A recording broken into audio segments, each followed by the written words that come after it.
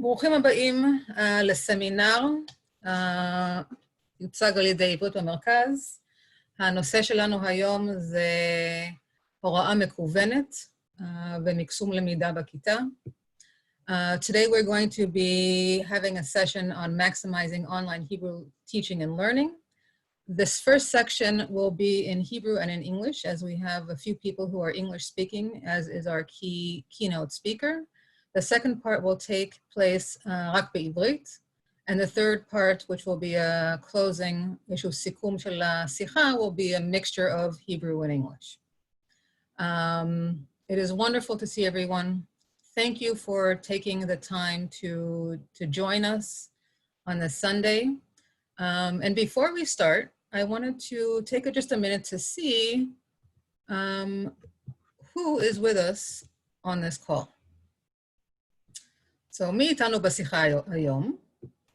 As of last night, there was 301 participants. So the data I'm going to show you is based on 301 participants or registrants.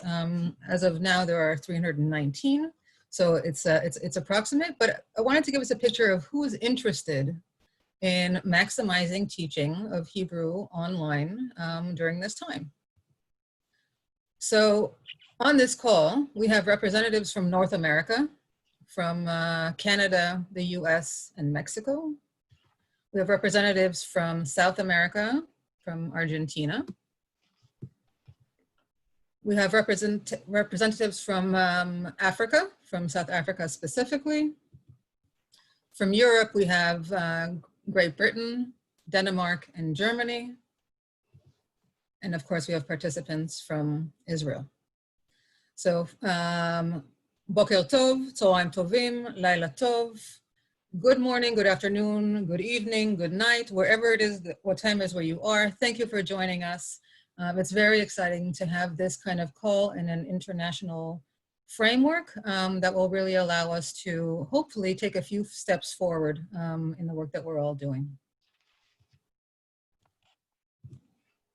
So who's here, more specifically? There are 137 schools represented. There are 13 organizations that deal with Hebrew language, either instruction or culture. There are representatives from 8 universities, and there are representatives from 7 congregations. Who are these people? So these are Hebrew teachers from pre-K through 12th grade. Who are you, I should say more correctly? Hebrew department chairs and coordinators, Hebrew curriculum directors and mentor teachers, Hebrew learning specialists, school principals, vice principals, assistant principals, and deans, directors of education, directors of Jewish studies and Israel studies, Judaic studies, and Tefillah teachers,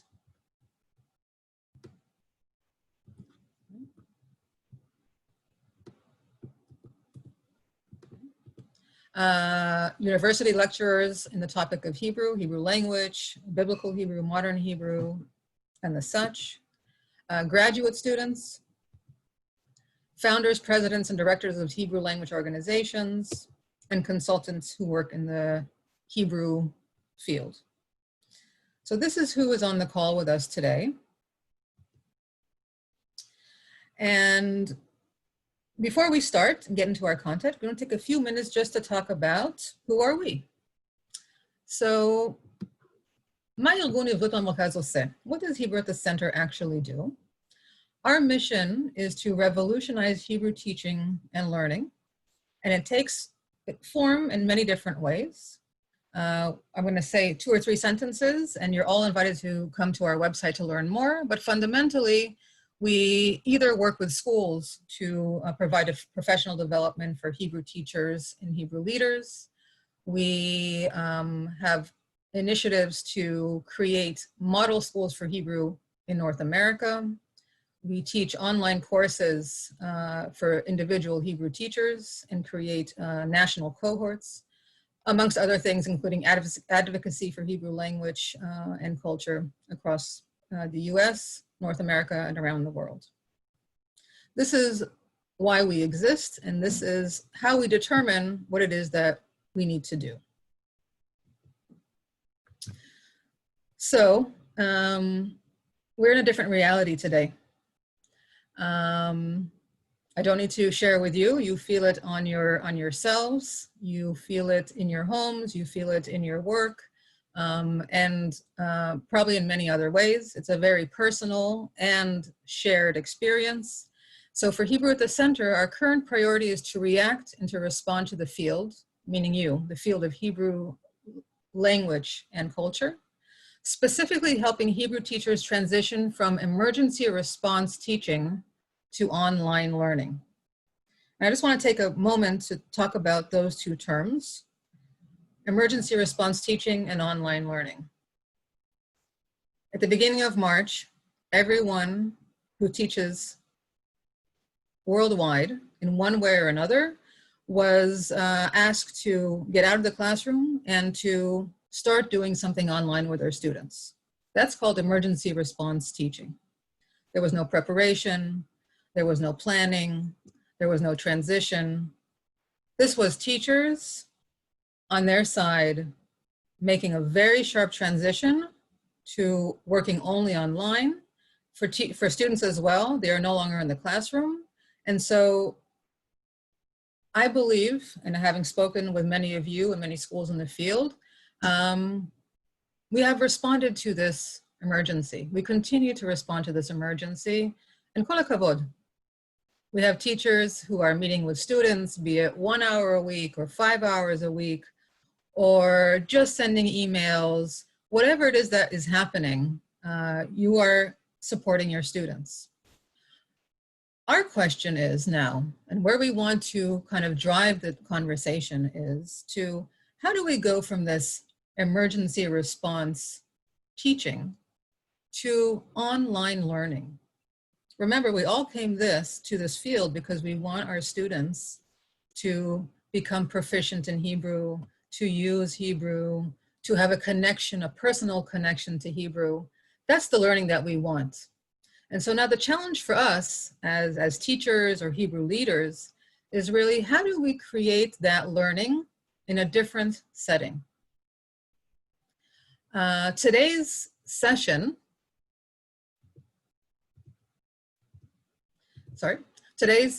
before I jump into today's session, in today's session, we're going to be dealing with some of these two topics and trying to help make that transition. We hope that you will leave this session with some understandings, some new learnings, some questions, and areas that you want to pursue further. So this is just an introduction to this concept. Now, who is Hebrew at the Center? I'm just going to share very, very briefly, because you'll see some of these people in the different breakout rooms. These are the people who have been my partners in putting together this program, as well as all the other programs that we are offering in the upcoming few weeks. I'm going to go through very quickly. Some of you know these people. Arnie Winchell is our president. Andrew Ergas is our CEO, new to the team. Welcome, Andrew. Myself, Paula Levine is our project coordinator. Leah Pickholtz is our office manager. Mira Engrist, senior advisor. Liat Kadosh, senior advisor. Esti Kasif, advisor. Frida Robbins, advisor. Ariela Nehemne, Hamutal Keinan, Oit Shigarki, Bered Goldstein, Hebrew at the Center coaches. And while not everyone is going to present today, almost everyone is presenting today. Everyone was involved in putting together this event for today. So my heartfelt thanks to everyone who has really gone above and beyond, not doing just their own job in their school, not just doing the work that we're doing for Hebrew at the Center, but really deciding to step up and provide something to the field, because we are committed to moving this field forward. I'd like to thank a few organizations who have made this possible. One is ארגון המורים לשפה העברית ולתרבותה בצפון אמריקה, נהט. המועצה ללשון ולתרבות העברית בצפון אמריקה, the Council for Hebrew Language and Culture in North America. and the Histadrut Hatzionit Ha'olamit, the World Zionist Organization, all of whom have allowed us and helped us put forward this program today. So we thank them for their support. Seder Hayom, what are we doing today? We have a fabulous opening speaker who I will introduce shortly. We will break out into learning sessions, קבוצות לימוד, based on age of students. So we have early childhood, we have elementary school, and we have middle school and high school. So there's 3 groups. And then we'll come back together for a Q&A, תשובות ושאלות, שאלות ותשובות, וסיכום של היום שלנו. Before we go any further, I just need your help doing one thing. In order for us to make sure that the breakout rooms work smoothly and that we are able to put you in a different room if the technology doesn't work, we ask you to all just take 1 minute and to change your screen name if it already doesn't say your first and last name in English. The way to do it is to go to participants and you click on your name and you click rename. So please take 1 moment and just make sure that your name is in English at the bottom of your screen.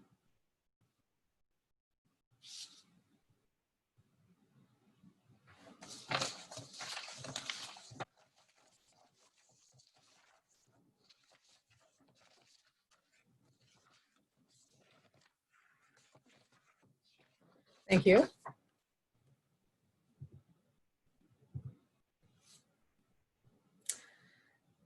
And with that, I'm going to introduce our keynote speaker. I will say a few words about her and then ask her to join us online. So Leslie Gran, who is a world language expert, has 27 years of language teaching experience at the middle school and high school levels, and 12 years of experience at the central office level, most recently as coordinator of world languages at the Howard County Public School System in Maryland. Leslie has been a course instructor on foreign language teaching systems and differentiated instruction, and a frequent presenter at state, regional, and national conferences. She facilitates workshops on the topics of student engagement,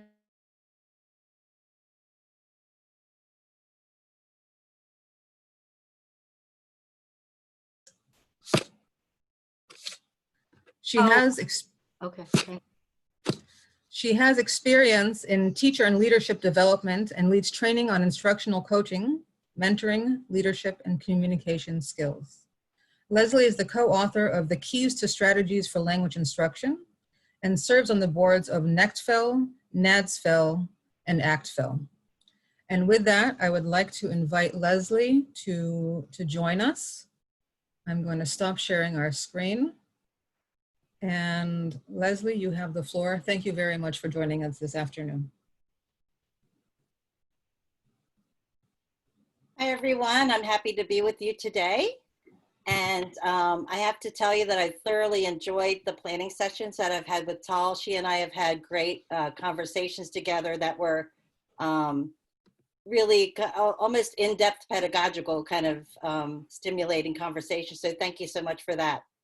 I'm happy to be here with you today, and I want to talk a little bit about how can we maximize or make the best out of this situation we've now kind of been thrown into. And so that's our theme for the day, and also for this little presentation I'll be doing for you now. And so how do we maximize the idea of online Hebrew teaching and learning? So you'll see there on the first screen that I have my website, and it's my last name, Gran, and then the word for as in foreign and lang as in language, gran4lang.com. And also, if you'd like to tweet about today, my handle on Twitter is Gran4lang as well. Oops.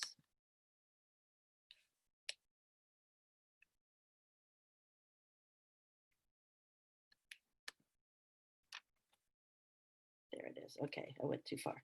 So as Tal said earlier, I don't know about you, but I started out March pretty normally. Everything was pretty much going the way I expected it to go at the time. And then we got around the second full week in March and everything changed. And this is really important for us to look at, kind of pulling out and taking a close view at what's happened to us. So we were going through our school year, everything was fairly normal. We were going to class every day and seeing our students. Most of us had seen our students for a good 3/4 of the year. And then all of a sudden, everything stopped. And so I think the important piece here is what Tal was pointing out, and that's all about that we're currently kind of in an emergency mode or a crisis type mode. And a lot of us are feeling very uncomfortable. And that has to do with the fact that suddenly we were told to, not asked to, but told to, totally shift our pedagogy, totally shift the way we were interacting with our students, all because of the pandemic. Sometimes this takes really long to go to the next slide. Let's see. There. And so this is a picture of one of my elementary teachers with her students. And so one day you were with your students. And so everything was very normal and you were doing the things you would normally do to engage them, and you were planning meaningful lessons for them, and you were helping to move them along the proficiency continuum and increase their language skills. And then all of a sudden everything stopped. And that stop off for many people lasted several weeks while the schools and districts and institutions were figuring out what they were going to do. So at first, the students had a lag in time where there was no school or no interaction with school. And then we started back up. And when we started back up, we started this whole concept of remote learning, distance learning, blended learning. People are calling it a myriad of things. But the whole idea is that our lives switched to this whole idea of teaching online. But it's not the kind of teaching online teachers engage in if that's what you are hired to do, because we are in our homes right now teaching. Some of us have school-age children around us or very small children around us wanting our attention as well. We're not in our normal workplace. Our lives, our professional and personal lives are gelling in a way that where are the boundaries anymore? Everything's kind of just pushing together. And so this, the first thing I talk about with teachers about this time is even people with lots of experience are feeling like they're brand new teachers right now. And that's because all of the things I thought I knew to do suddenly have been turned upside down. And so I really appreciate that, we can step back and say, this is not my best right now, because I know a lot of teachers are being very kind of self-critical right now and saying, I'm not doing the great work I was before and all of that. This is an emergency response, and this is something that we're doing our best that we can. But what I love about what Tal said earlier is that, and, not a but an and, we need now to be prepared for what's to come. And so when we began this online teaching in late March, early April, there was no plan. There wasn't really a roadmap for this. Nobody, our schools, our districts, the state, whoever's curriculum you follow, none of this was ready for us. And so no one had laid out a map for us and said, oh, okay, well, around the middle of March, we think this is going to happen, so we'll just shift to this. But there was no roadmap. And a lot of us feel like that we are building the plane as we're flying. And if you feel that way, the reason you feel that way is because we are. And so that's a really important thing to own right now, is that there wasn't a contingency plan laid out. There wasn't okay, we're ready, let's just automatically flip the switch, right? And so that was huge. The other piece was on social media. I'm connected with a lot of language teachers across the country, and I was hearing all these people feeling lots of anxiety around the technology piece and the idea that people were posting on social media all these online applications that were going to give you free subscriptions and let you use their tools for free till the end of June. And I could just feel people's anxiety mounting, because people were thinking, I don't even know what online teaching is going to look like. And now I'm supposed to learn all these other things too. And so it felt really overwhelming for many people. And again, I think that's something we need to recognize. And then we also need to say, okay, I'm going to allow myself to not have to look at all those other things right now. I'm going to keep my focus on helping my students maintain or increase their proficiency in the language. That is our goal. And so if we keep that in our sights and we think about all the things that anchor us. So look here on this slide, I've put all of the anchors that help me think through when we make any kind of shift, what still holds us down? What's still our foundation upon which we build our lessons and our language teaching? So on the far left there, you'll see a visual that represents the ACTFL World Readiness Standards for Learning Languages. So those are our national standards for teaching and learning languages, which a lot of people call the 5 C's. So it's communication, cultures, connections, comparisons, and communities. So the different aspects we should be thinking about when we are teaching languages.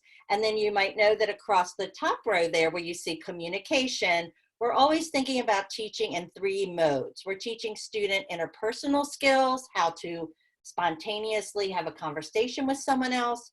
We're teaching students interpretive skills, where they're learning how to view, read, or listen to material in the target language. And we're teaching them presentational skills, where they write or speak for us.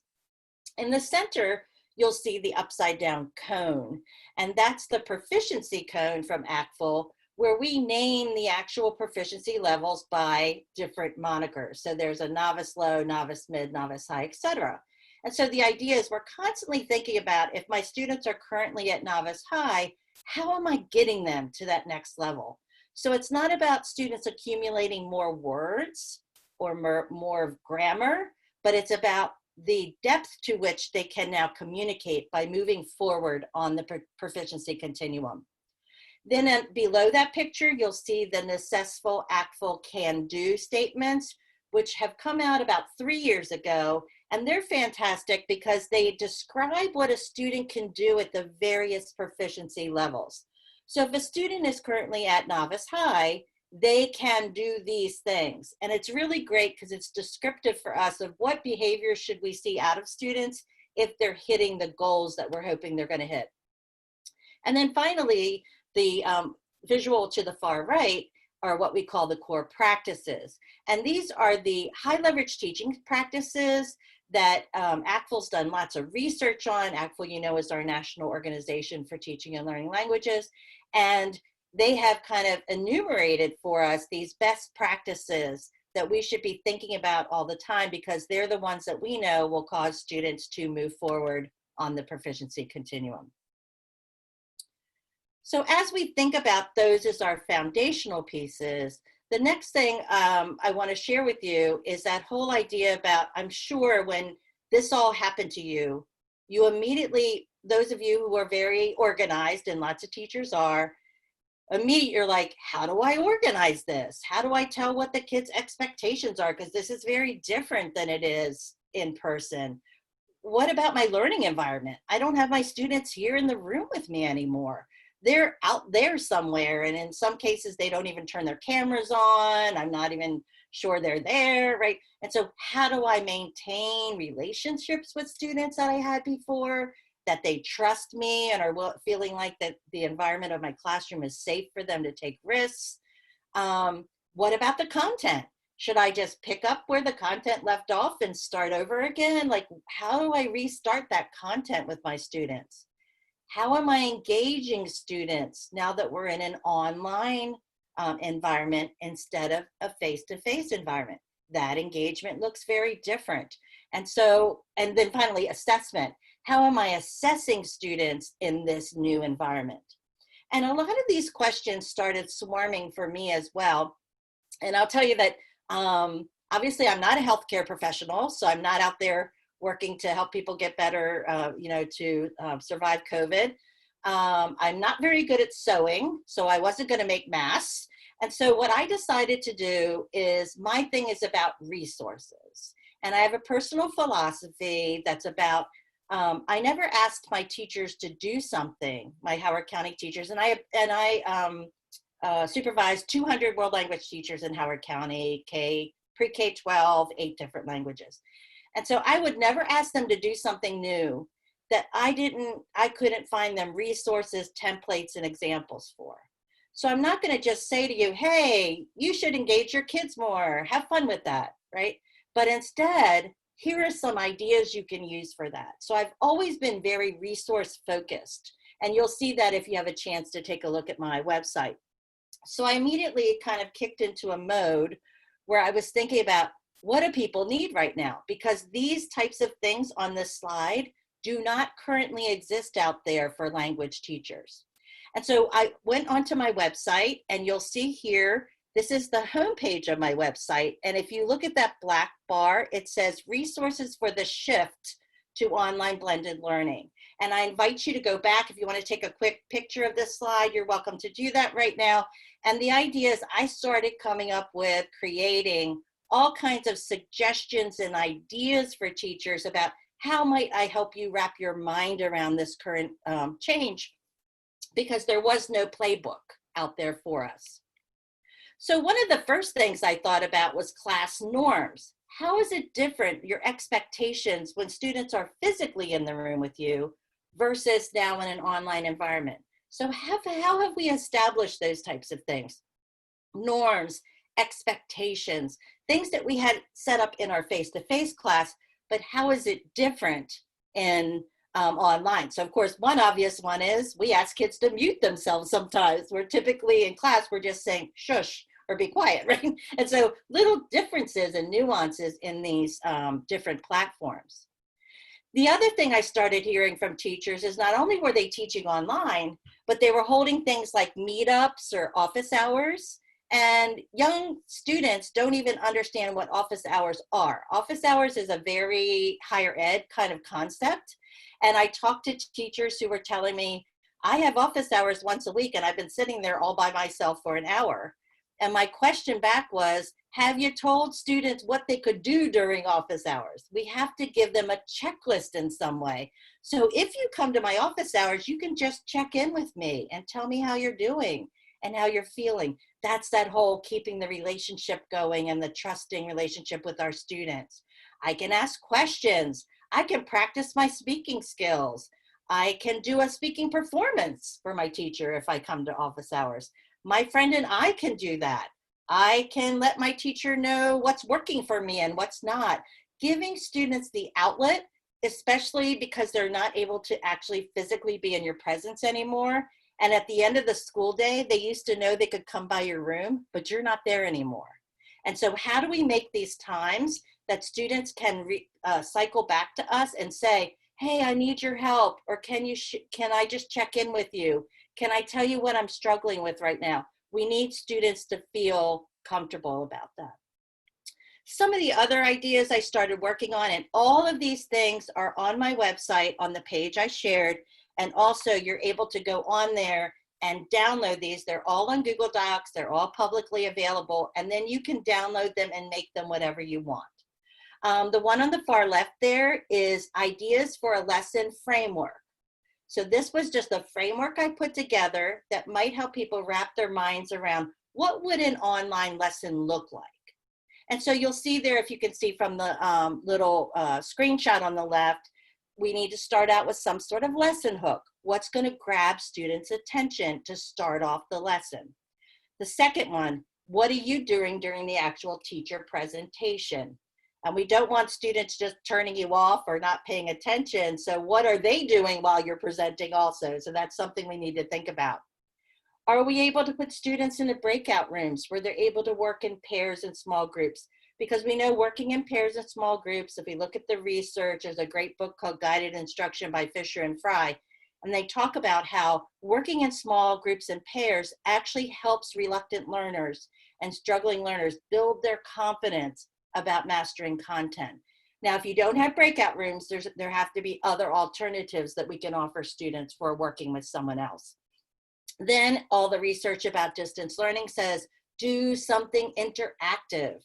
Do a song, do a game. So if you used to play Kahoot in your classroom with them, play it in one of your lessons. If you want to do a song and have them learn the lyrics, something that's interactive, something that has some kind of video piece, so maybe a commercial in Hebrew, something that would grab their attention.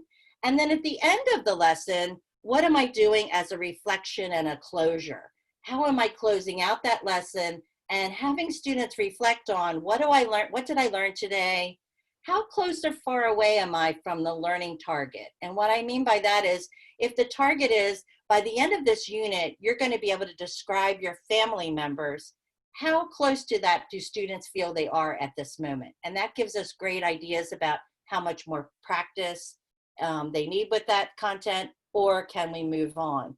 And then also I'm a big believer in those closure and reflection times, asking students, what's working for you right now? So I don't ever ask, of the 27 years in the classroom, I was 21 in middle school, and I love middle schoolers, but the last thing I would do with the middle schoolers is say, what did you like about today's lesson? Because they will tell you nothing, right? And so instead, I ask questions like, what types of things we're doing in our online lessons work best for you or help you learn the best? Is it the pair work? Is it the interactive activity we do?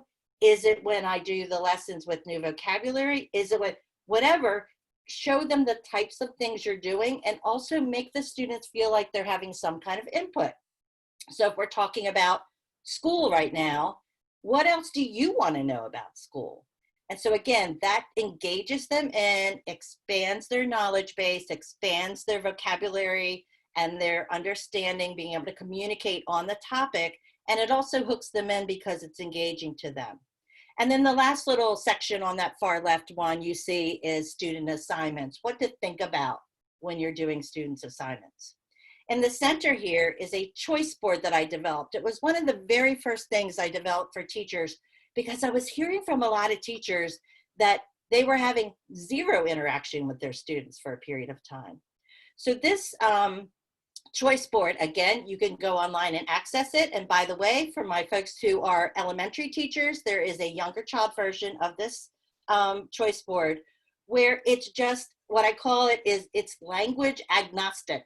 So the idea is these are ideas on the choice board that fall into the skills areas of reading, writing, speaking, listening, viewing, etc. But they're just kind of general things that you would then customize with links. And I tried to make them very interactive for students. I think that board currently has 42 different assignments on it. Again, you would download that and look for tasks that match kind of what you think your students would be interested in doing right now, and then putting that into some kind of choice board. What we know is that choice is highly motivating to students because they get to make a determination of what type of assignment they would be able to excel best on. And so that's why we tend to have higher return on tasks when students have choice. And then the right-hand document is called Tips for Engaging Language Learners Online. And what I love about Google Docs is because it's up there for you to see, I can keep adding and adding to it. It's not something that's kind of inert, but instead dynamic, and I can keep adding. So you can see from the table of contents there, I have ideas on how to gain students' attention during class. So one of the ideas is for each live class you have, open with a different activity type. So today I open with just a photo or a picture and they have to speak or write about it. Tomorrow I open with a quote. The next day I have a mystery object or person and they have to ask me questions about what it is to guess it. And so the idea is to get them using the speaking, listening, reading, and writing in lots of different ways so that they're working with the language and being able to feel confident to use it. You'll see I have some advice there from providing comprehensible input. That's when we're teaching new words. How to encourage student participation. This is one of the things I'm hearing a lot about from folks in terms of getting kids to even participate once they come onto the online class. And so some of the ideas I offer there are things like putting all the kids' name on a wheel. There's a thing online called Wheel of Names. And so you put all the students' names on there and you spin it, and whoever name comes up, they're answering the next question. You can use a virtual die and put 6 questions on a list, and then whatever the die rolls, that's the next question that's going to be asked. Just find different ways to have, encourage participation on the part of the students. The next part is on guided instruction. That's actually the teacher presentation part of your lesson. The next part is some advice about student tasks. And then the final section so far, actually I'm planning on adding a part 8 soon, which is about how to differentiate instruction through online learning. But the last one that's currently on there is about discussion posts. And again, what I was hearing from teachers is they don't know how to make discussion posts. They don't know how to be nice to each other when they're responding to each other's discussion posts. And my answer back is, have you taught them how to do that, right? We have to actually teach them how to do that. We can't expect that they know how to do that. And so one of the things I advise, and again, you can go to this later, one of the things I advise in the discussion post section is teach students or offer them a list of expressions in the target language that they can use as a reference sheet when they're trying to respond to or make a discussion post or respond to one. And so there need to be some kind of guidelines. The students, this is new territory for them and us. So on that same page, I have lots and lots of other resources. So one example is I've actually outlined some units that are on topics that students care about right now. And I will tell you the reason why I did that. I have a friend on Twitter who posted a tweet over a month ago at this point, I think. And she said her 5th grader was asked to, she had a prompt on a Monday morning online class, and they asked her, tell me about all the fun things you did over the weekend. And of course, kids have been in quarantine for 2 months. And so the young daughter says, the 5th grader says to her mom, I don't want to talk about what I did this weekend. I want to talk about, is it okay that I'm confused and scared right now? Is that okay? Or is this something wrong with me that I'm sad? And so it really made me think about, what do students actually want to talk about right now? Do they really want to walk around saying their colors? Do they really want to talk about, I got up, I shaved, I took a shower?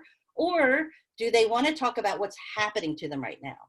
And one of the important points about this is that the content you're teaching just gives students a context for communicating.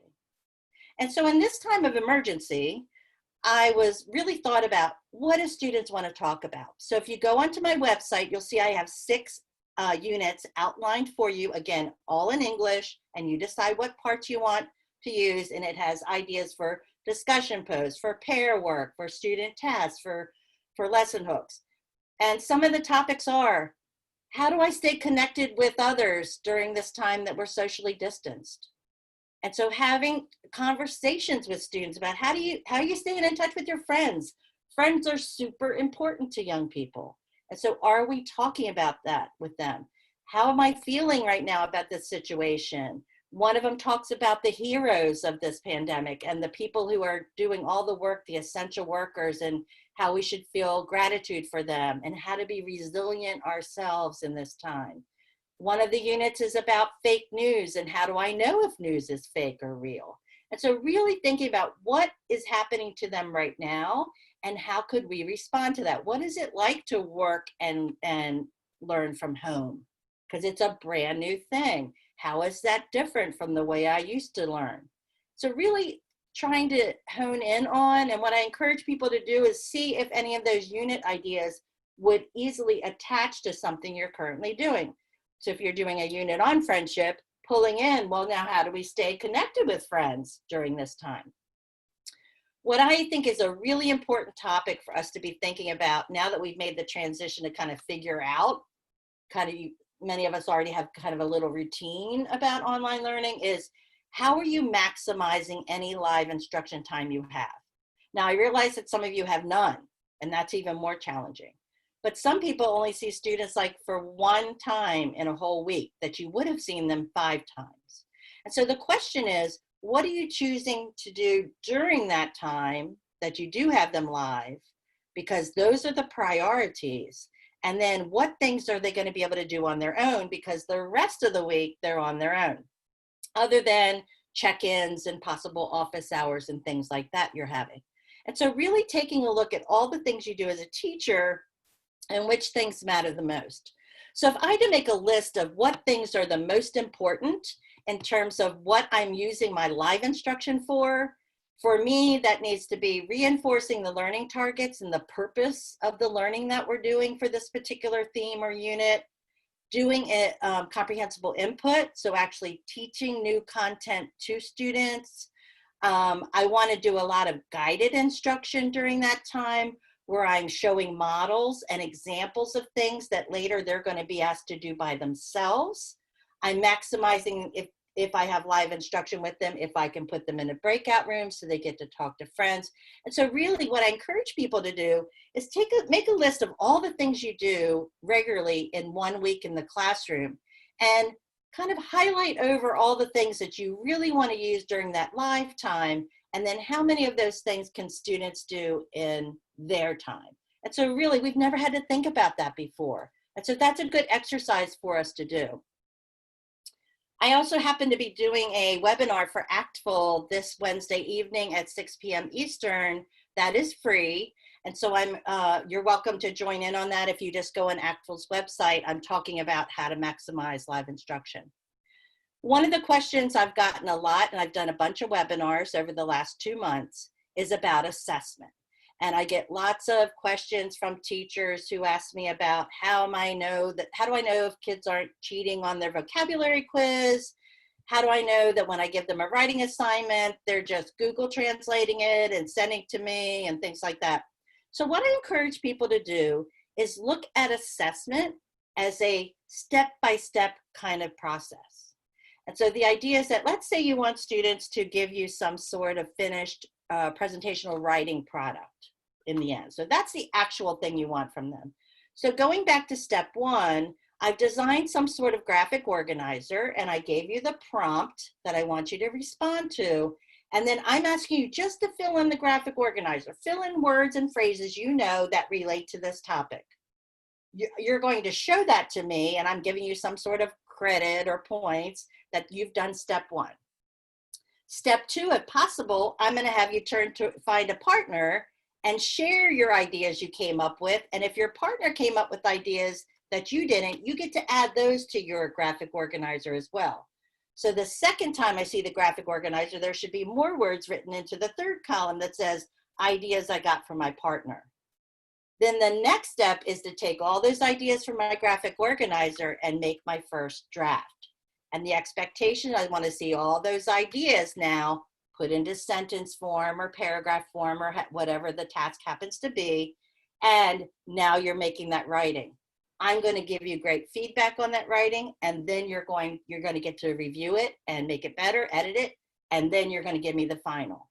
So actually, there were 4 steps along the way that you could have awarded a grade or credit, but what matters most is look at the growing that students go through to think through something in the steps. So I think that's so much more useful than just giving kids a bunch of separate tasks to do, that who knows whether they're actually doing it on their own or whether they're getting help online for it. So that's how I'm really helping people see assessment in another way now that we're not in our classrooms. And then for the final little piece here, this picture is here to show that we also need to be very aware that our students are in very different situations in their homes. So we can't make assumptions about the level of support they're getting, how much technology access they have, how much encouragement they're getting from their parents to get all their tasks done. This is a very different landscape. And for us to understand that they're going through some of the same things we are. And I think it's so important that we're making those connections with students who aren't showing up for class. And we're saying to them, hey, I missed you in class. Are you okay? Tell me about how things are going. Would you like me to help you with anything? And really trying to keep those connections with students so they feel like they're still very connected to you and not so distant from you. And so understanding that we're all in very different situations throughout this pandemic. And yeah, so if you're interested, I invite you to look at my Pinterest boards as well. And if you just look for me as Gran Forlang on Pinterest, the one example I have up here is I have a whole board called Infographics for Other Languages, and you'll see that I have some Hebrew on there. Also, I have lots of boards on Pinterest that are on pedagogical ideas like flexible grouping, differentiation, choice, things like that. And I welcome you to take a look at those. So thank you so much for letting me join you this afternoon, and I wish you a great next session, and I'll be back for the question and answer in a little while. Thank you very much, Leslie, for joining us, for giving us a good sense of where things are in terms of the world languages and what's happening with this pandemic, and for giving us a few tips about how to start thinking and doing and taking a few steps forward in our practice. So thank you very much. I am going to share my screen in 1 second, and our next step really will be to go into breakout groups. So I'm going to share screen. 1 second. Excuse the...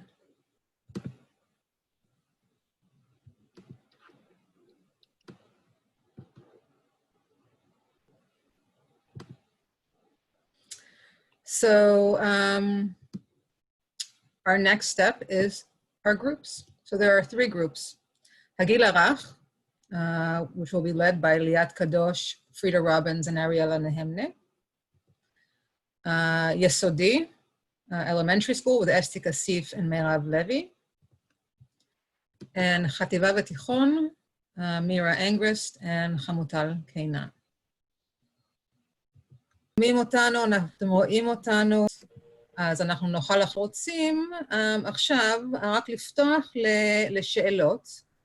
We're going to switch back to English because we have, Leslie is going to join us again. And we want to really open up. We're not going to wait 5 minutes because we have spent a lot of time waiting, and we're going to actually jump into the questions. So I'm going to ask you to, let's take 2 minutes and ask you to write any questions that you have for any of the panelists, for Leslie, for any of the presenters in the different groups, for myself, about what you experienced today, some things that you're thinking about, things that you're curious about. We can't answer all of the questions, but it is very important to hear what questions you have, and we certainly want to answer a few of them. So we'll wait 60 seconds. Please send the questions to me directly in a private chat, and I will ask the questions in English, but the presenters should feel free to answer in whatever language they prefer for this particular question.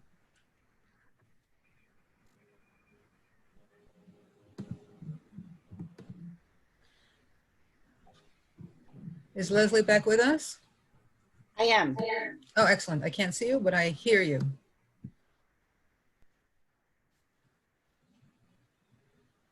Okay.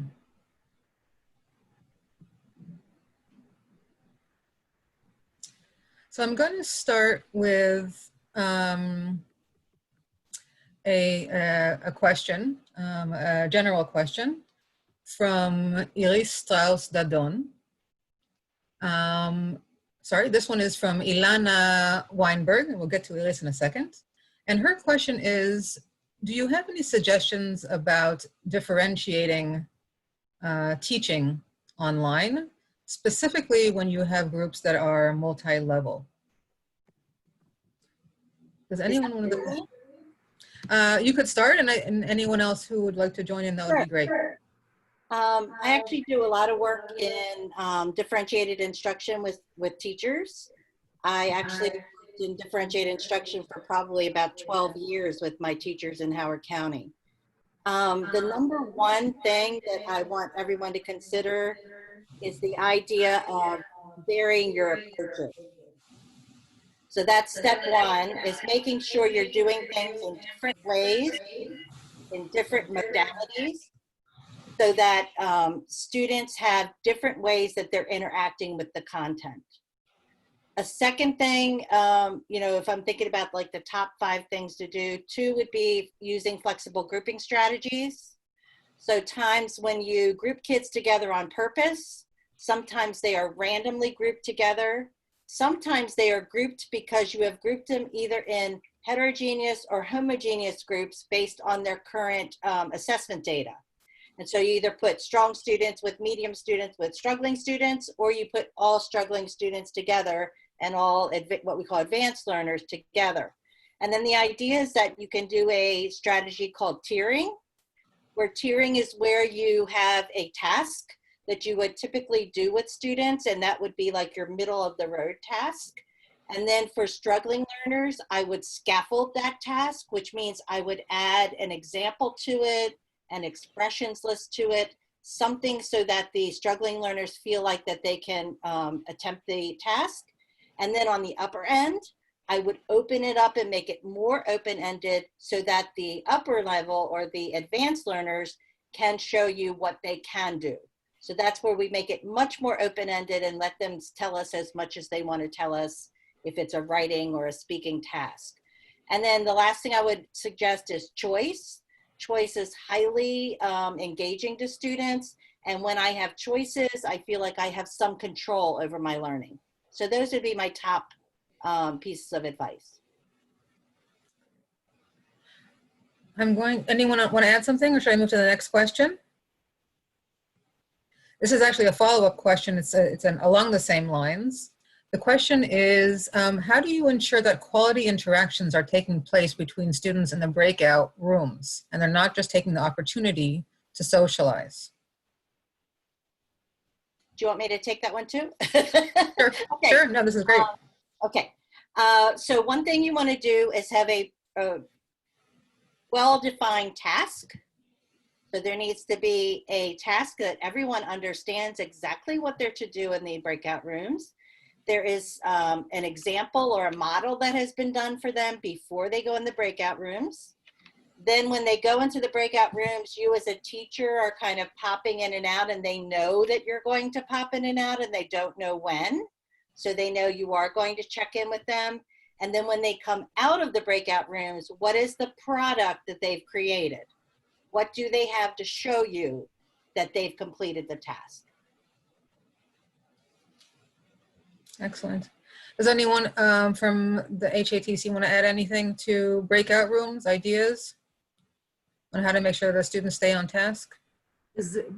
זה לא חובה לעשות את זה עם תלמידים שלא מסוגלים לעשות את זה. יש תלמידים שאו מבחינת גיל או מבחינת רמת תפקוד שאין שום סיבה לעשות את זה איתם, כי זה פשוט לא יצלח. לי יש לפעמים באים אליי שינשינים שעוזרים לי, אז אני מבקשת מאחד מהם להיות, או תלמידים שאני מאוד מאוד סומכת על המשמעת העצמית שלהם, וגם הרמה שלהם, אני יודעת שהם יכולים לעבוד לבד, ואני בינתיים אקפוץ בין החדרים. אבל זה לא משהו שחייבים לעשות. בייחוד לא עם קטנים, שאין שום סיכוי שהם יוכלו to self-control themselves. תודה, חמוטל. Next question is, how do you work with handwriting and in an online setting? Leslie, I don't know if you want to take a stab at it, or if this is... Yeah, for the most part, I think students are typing, right, when they're doing it. So unless they're writing something by hand and scanning it or taking a photo of it to send to you, I think for the most part, they're typing using their keyboards. So in Hebrew, it's not always working with, you know, typing on the keyboard, because the kids are not used to in many schools. So we have been asked this question many times, and we offered the teachers, to use the tools of the Zoom, like pin video, and then to, you know, print the screen with samples of the student writing with his or her handwriting with using the notebook. להשתמש במחברת ולבקש מהילדים להראות. יש בתי ספר ששלחו לוחות לבנים להראות, שהילדים יכולים להראות. אפשר להשתמש using the chat and then actually save the chat will give those who are able to write with the keyboard הזדמנות לשמור את המשפטים שהילדים כתבו, ובכלל יש את ה-annotate, שהוא גם חלק מהכלים של הזום, שמאפשר שימוש או כתיבה, הוא קשה, הוא לא פשוט. חמוטל, אני יודעת שיש לה גם כלים אחרים שהיא מבקשת מהתלמידים, שהם פשוט ידפיסו משפטים. חמוטל אולי תרצה להרחיב על אפשרות שילדים יכתבו, אבל זה לאו דווקא בכתב יד, אלא גם בהקשה על המקלדת. הכלי של הנוטיישן הוא כלי מצוין, מה שהזום מספק. זה דורש קצת אימון, כי צריך לאחוז בעכבר או לאחוז בכרית של העכבר, ולכתוב ולעצב. אנחנו תמיד יכולים לתת להם, יש אתרים, המון אתרים שמאפשרים להם ללמוד את הכתב יד, גם את המעבר לדפוס, ומבקשים מהתלמיד לקחת את האצבע ולעבור על אות, ולעשות מה שנקרא טרייסינג. אבל כמובן שאפשר לאמן אותם בכלי של הנוטיישן, זה נעשה רק בשיתוף של מסך, אז ברגע שהמורה משתף מסך, התלמיד יכול לאחוז בכלי ולהתחיל לכתוב על המסך. עוד משהו שאם יש לכם... אם יש בעיה באנוטיישן שכולם... כן. What Leslie was saying, I mean, I think that, you know, you write on a piece of paper and you scan or you take a picture and send it to the teacher. I mean, that's a great and simple solution, and many teachers do that, and it works very well. I mean, sometimes you don't want them to show you right away. Sometimes you want to give them an assignment to do at home and send it to you via email. So there are many ways of working around it, but I think that, you know, some teachers got to a point that they realized that they didn't take enough time to teach their children how to use the computer, and that's a good opportunity to start doing that. Devote lessons to teach them how to להקליד. That was one of the messages. Actually, you'll also see it in the chat that people are also giving advice. So thank you to those who are doing it. אריאלה רוצה להוסיף משהו?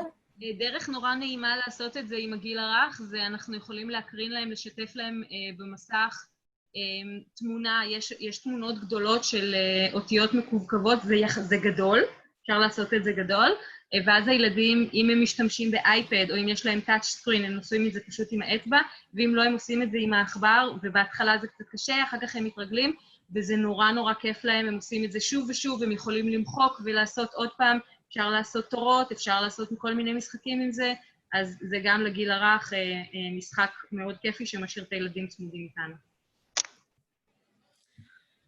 So I'm going to ask a final question, and this is a question that a few people have asked, which is, how do we celebrate the end of the year? Which I think is a very wise question, which keeps us kind of focused on the accomplishments that we are able to do and have done this entire year. So anyone who wants to share some suggestions, Mira? כן, אני עשיתי מסיבה וירטואלית עם הסטודנטים שלי, וארגנו המון פעילויות ומשחקים, עם כל הכלים הדיגיטליים שחלק מהם בקבוצה שלנו דיברנו עליהם. חלק מהם הם ארגנו את הפעילויות, והיה פשוט נהדר. אז להשתמש בכלים הדיגיטליים ובאתרים השונים כדי ליצור פעילויות ומשחקים. אני רוצה לתת טיפ לגיל הרך, שאיתו היום נפגשנו עם המורות המקסימות, ואנחנו כל הזמן דיברנו כמה שהמורות מפעילות את הילדים בשירה ובריקוד, ובריתמיקה, ובחינוך גופני ופעילויות גופניות כאלה ואחרות. אני חושבת שלהציג פרויקט אומנותי שהם עשו והילד יספר באפיק המציג, לעשות איזושהי פנטומימה או איזשהו מערך של איזה חפץ שהילד רוצה להציג והוא עובד על זה עם הגוף שלו, ואחר כך הוא מנסה לומר משפט או שניים, מה הגוף מייצג וכולי, ולקנח בשירה משותפת. אני חושבת שזה כל כך חמוד וכל כך נחמד. הכנת אוכל משותף ואכילה משותפת גם יכול להיות ממש חמוד שמתאים לגיל הרך. אני חושבת שזה גם רעיונות נחמדים, כולל כלים דיגיטליים, גם יש כלים דיגיטליים שבגיל הרך גם יכולים להשתמש בהם. אם אפשר להוסיף, לכולנו יש בעצם את מסיבות הסיום שאנחנו מורגלות בהן, זה משהו שמתוכנן בדרך כלל ולכל כיתה יש את הנושא שלה. אצלנו למשל בטרום חובה זה קופסת השבת והנושא הוא שבת, בגן חובה הנושא הוא השם של הילד, השם העברי, אז לבנות את מסיבת הזום סביב הנושא הזה, כן ללמד את החומר הזה, וכן לשלוח הביתה את החומרים בשביל להכין את קופסת השבת, וכן לעשות את הטקס ולתת לכל ילד איזשהו תפקיד כדי שהם ירגישו שייכים וביחד עם ההורים, ויהיה להם את הסיכום הזה ושזה יהיה משמעותי גם לערכים של בית הספר, גם לשמור על האופי של בית הספר, גם לתת למשפחות, יש משפחות שהילדים הגדולים שלהם כבר חוו את זה, יש משפחות ששמעו על זה ומאוד מחכים לתוכן הזה. אז כן לנסות לבנות את מסיבת הסיום סביב התכנים, אם זה ללמד את הילדים ולהגיש להם את השם הישראלי שלהם, את השם היהודי שלהם, אז לדבר על המשמעות מאחורי השם, לעשות איזושהי פעילות מקדימה, פעילות אומנותית עם זה, והילד יוכל להציג את השם שלו, לייצר איזשהו משהו שכן קשור לתכנים שבבית הספר רגילים אליהם, כדי ליצור את החיבור הזה ואת ההמשכיות.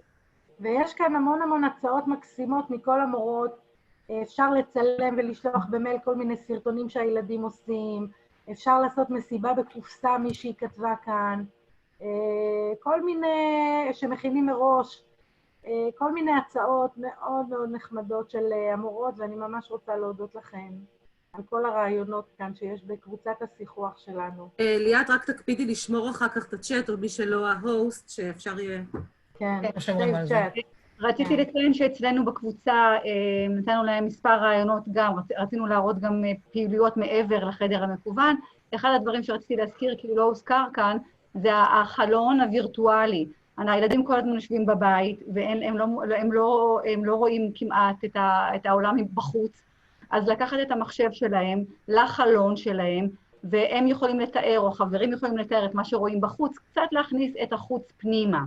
זו עוד איזושהי פעילות שלא הוזכרה כאן, ויש המון פעילויות כאן שאני רואה בצ'אט שהן מאוד מאוד מעניינות, ויכולות לשמש את כל המורים, אז תודה.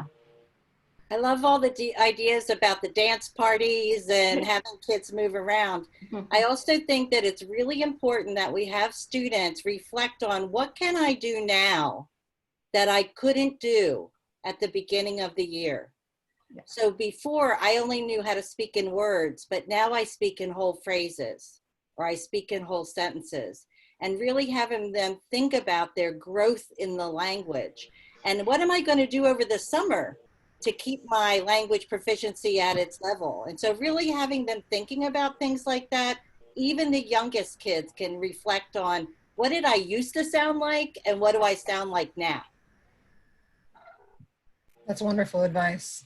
And Leslie, you actually bring us back to your opening remarks, which were really helping us focus on the foundations of what are we doing here, and that fundamentally our responsibility is to either help maintain or increase our students' proficiency.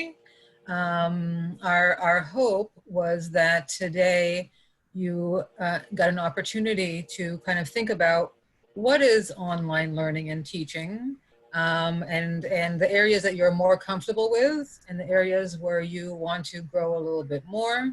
We hope that you had an opportunity in your breakout groups, and again, I apologize that there was some, I don't have the word to say it, hiccups in the transitions. We have recorded all sessions and we will make those available to everyone on our site. So if you can see the whole session that you wanted to participate in or all the sessions, you can somehow virtually be more than one place at a time in our new reality. And we wanted to also hope that you leave with questions and thoughts about what it is that you want to learn and how do you move from this emergency response training. And kol hakavod to everyone who did that. That was amazing, and it is amazing. And our students are lucky to have teachers like you. And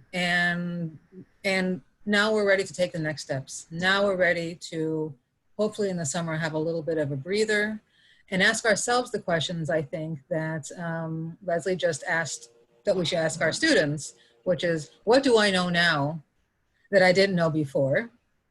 And what do I need to learn over the summer? What can I do over the summer in order to be more prepared for our work in the fall? And the fall will look, we don't know what it will look like. So one of the comments in the chat was, it's too bad we don't have a group of people to share ideas with. Here we are. This is the group. We hope that today you got to share some ideas with each other. We learned from you. We hope you also learned from us. I want to share two last slides with you and let you go on to your the rest of your wonderful Sunday. Again, we want to thank you for participating. We want to share with you, we have 4 more opportunities to learn in the upcoming 2 or 3 weeks. There's a session on language-based language learning. There's a workshop on assessing students, assessing Hebrew students online. There'll be a session dedicated specifically to Hebrew leaders.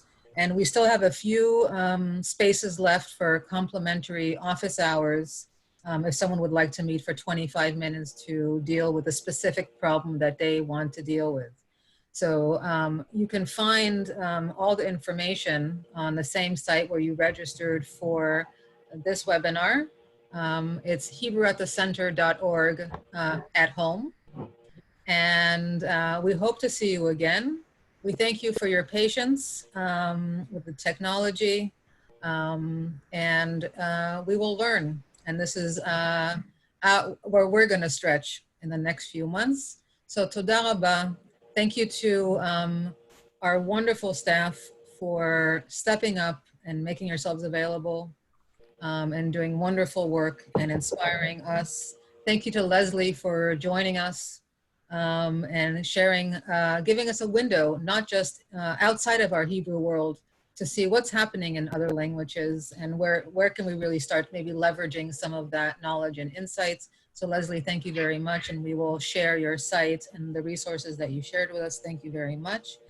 I'd like to thank the admin team and for helping on the back end, and specifically Paula Levine, who without this, we would not be meeting in this virtual space. So Paula, thank you very much for making this all happen. Toda rabba. And lastly, thank you to you. Thank you for taking the time to do this. Thank you for caring about our field and making sure that it moves forward, and that Ivrit is going to be a fundamental part of the moving forward. And we're not going to drop it. In fact, it's going to be hopefully one of the leaders as we move into this new reality. As toda rabba, erev tov, tzoraim tovim, boker tov. It is again, whatever time you're in, whatever zone you're in. Thank you for joining us. We are at Hebrew at the Center. You can contact us. Our emails are on our site. And have a wonderful day. Hoping to see you in some of our future opportunities for learning. Toda rabba, everyone. Bye-bye, everybody. תודה. Thank you, Leslie. Bye. Bye. Thank you, Leslie. Shalom.